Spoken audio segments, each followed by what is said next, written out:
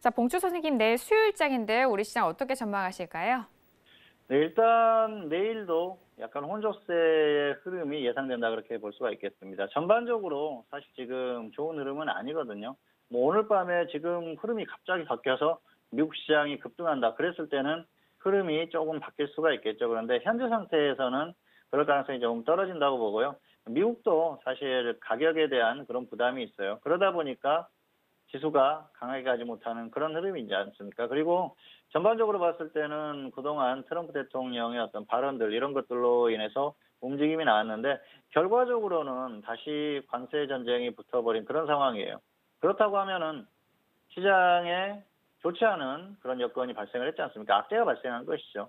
자, 이런 상황에서 시장이 계속 간다는 것도 우습지 않습니까? 트럼프 대통령이 아무리 뭐 긍정적인 발언을 다시 한다고 하더라도 그게 실제로 이루어질지도 불투명하고요.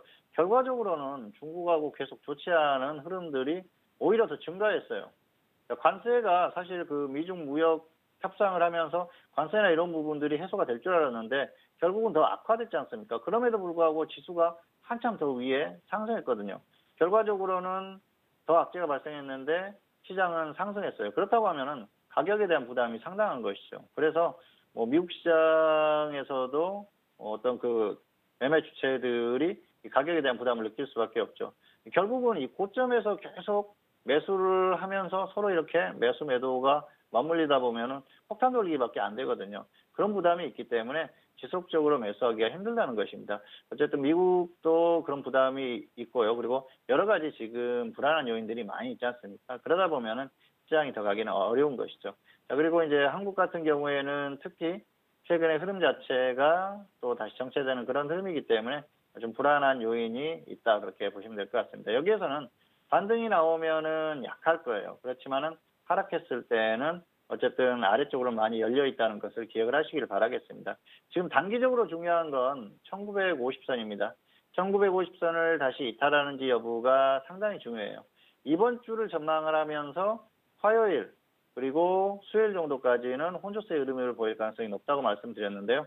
내일 정도까지도 그 정도 흐름이 예상됩니다. 왜냐하면은 뭐 단기적으로 엄청나게 급락하는 그 정도 흐름이 나올 가능성은 떨어진다고 보기 때문에 내일 정도까지는 눈치 보기 장세가 나올 가능성이 높아요. 어쨌든 혼조세 흐름 정도가 예상되는 그런 흐름이고요. 다만 어떤 경우에서든지 또 갑자기 1950선을 이탈했다고 했을 때는 추가적인 하락 가능성이 높기 때문에 그때는 조심하자는 것이죠. 어쨌든 단기적으로는 1950선을 잘 보시기를 바라겠습니다. 그리고 역시 추세적으로 봤을 때는 뭐 좋을 가능성이 떨어지기 때문에 현재 지수가 더 가지 못하는 이 흐름에서는 역시 보수적인 관점에서 시장을 보자는 말씀을 드리면서 시황에 대한 어떤 내일 그 전망에 대한 언급을 마치도록 하겠습니다.